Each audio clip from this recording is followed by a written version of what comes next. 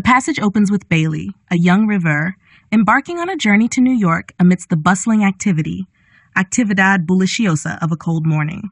His attire, atuendo, a faded, descollery gray coat paired with, combinado con a new charcoal suit, reflects a lack of concern for sartorial elegance, as his focus is consumed by the anticipation of the journey ahead. The scene is marked by a flurry, torbellino, of farewells and logistical chaos as fellow rêveurs secure tickets for a later train, leaving Bailey to board alone.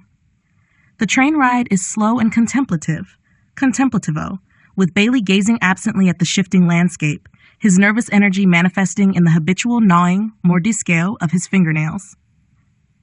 Victor, a fellow traveler, interrupts his reverie, ensueño, by presenting him with a red leather-bound scrapbook, álbum de recortes, a meticulously curated collection of newspaper clippings, letters, and notes spanning years, abarcando años.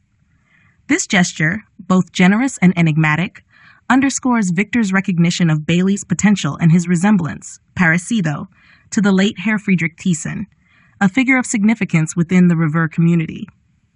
As Bailey immerses himself in the scrapbook, álbum de recortes, the train's rhythmic motion fades, se desvanece, into the background, replaced by the allure attractivo of Thyssen's writings, which captivate him with their familiarity and depth.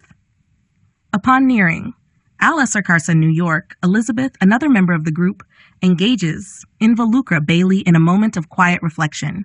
She remarks on the peculiarity of their nomadic lives, vidas nómadas, chasing the circus across continents, and expresses admiration for Bailey's fervent connection to the circus despite his youth, juventud. In a gesture of camaraderie and mentorship, tutoría, she gifts him a red wool scarf she has been knitting, its intricate patterns symbolizing the interwoven, entrelazado threads of their shared experiences. Bailey, though hesitant to accept, is deeply moved by the gesture, wrapping, envolviendo, the scarf around his neck as a tangible reminder of his growing bond, vínculo creciente, with the rêveurs. The arrival in New York, however, is jarring, disconcertant for Bailey, who feels the weight of his displacement in the unfamiliar cityscape. Elizabeth, ever the guide, navigates the group through the urban labyrinth with practiced ease, leading them to the home of August, a local rêveur whose warm demeanor, actitude cálida, mirrors the welcoming atmosphere of his quaint, pintoresco, porch-wrapped, con porche envolvente house.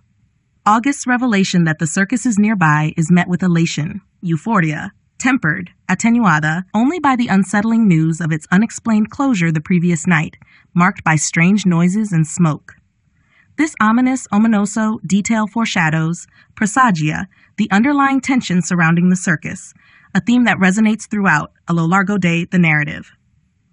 The narrative then shifts to a parallel storyline set in London, 1902, where Isabel, a former circus performer, confronts Marco, a central figure in the circus's enigmatic history.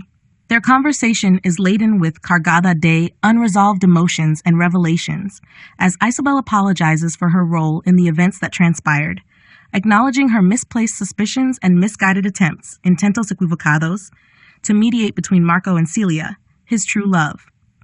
Marco's admission that he never loved Isabel, coupled with junto con his assertion, that Celia is integral to his existence, underscores the tragic inevitability of their entangled fates, destinos entrelazados.